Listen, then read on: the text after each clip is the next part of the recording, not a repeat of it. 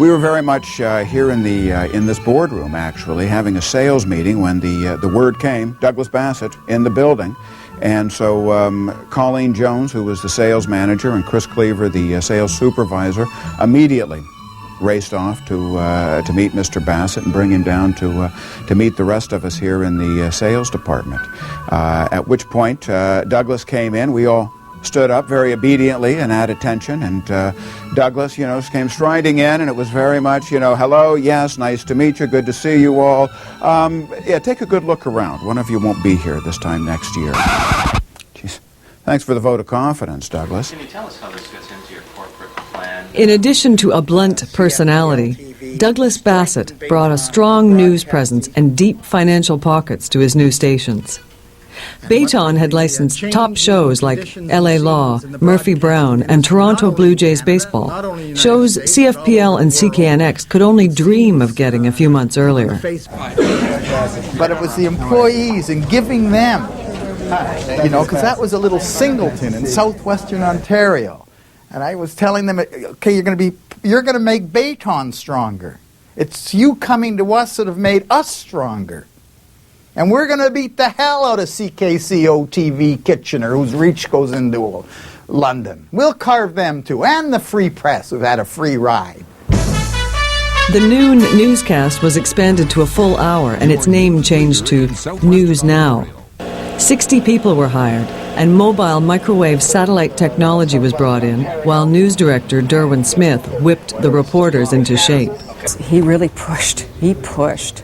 I'd never been pushed so hard to try and get from me as much as I could. And I must say, I was a better anchor, a better reporter, everything because of Derwin Smith.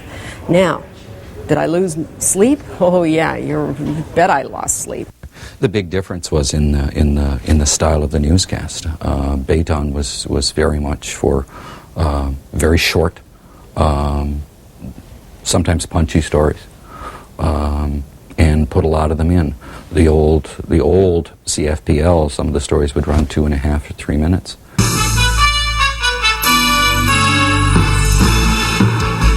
Bayton brought the network experience to CFPL-TV, adding stations CHWI and Windsor to the London and Wingham operations. The station's coverage area now spread from the Detroit River to Owen Sound to the edges of Toronto and to the American shores of Lake Erie. More than 1.2 million people tuned into the three stations each week. One of the reasons this style was coming forward was the Windsor newscast had to go aggressively against 3 or 4 powerful Detroit stations.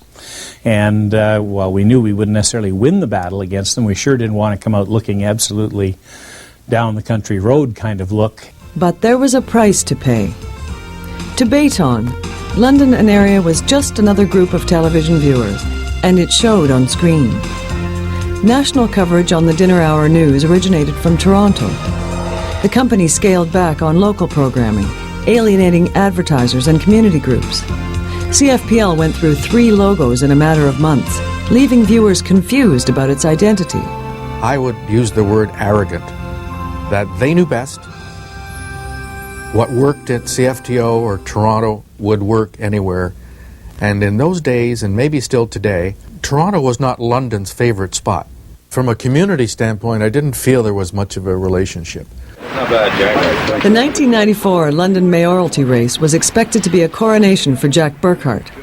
But early returns revealed it was a horse race between the former news anchor and political newcomer Diane Haskett. Come midnight, it was too close to call. Everybody admitted it, and still the anchors for the live news coverage said, well, see you tomorrow with the update and let you know who won. We've got to go now. And they went off the air, and what they gave us instead was JoJo's Psychic Network, a prepaid, hokey astrologer telling you how things were going to work out. So I guess we were supposed to take our tips from JoJo as opposed to the news reporters actually covering the election. It was disgraceful. Put the TVs back on and watch the results as they come in. They're going to be good from here on. And we were all left just walking around going, excuse me, the story's not over. What happened? Now that we've reduced our staff, we really have to refocus on our core business, that being our local news presentations. In January 1995, 21 employees were let go as the company's profits dipped by 75%. Rumors of downsizing persisted for the next year, demoralizing staff. One of the administrative assistants upstairs, they got wind of it and went to the general manager and said, look, we understand layoffs are coming. I said, well, you know, I can't really comment on that or anything. And she said, well, are you taking volunteers? To which he responded, not likely. I'd be run over in the stampede. By the mid-1990s, CFPL was poised to become a faceless affiliate of Bayton. Global Television and CFPL-TV had already scaled back or eliminated their local coverage, and Bayton was ready to follow. Then, CFPL was pulled from the fire by a most unlikely savior. Hey, I can't get any money out of this thing. Hey, I'm on TV. You guys get over here. Hey, look, I'm on TV with the mic on it. Hey, you guys are on TV. Look, I'm a monkey, Joe. I'm a monkey. Shut up, okay?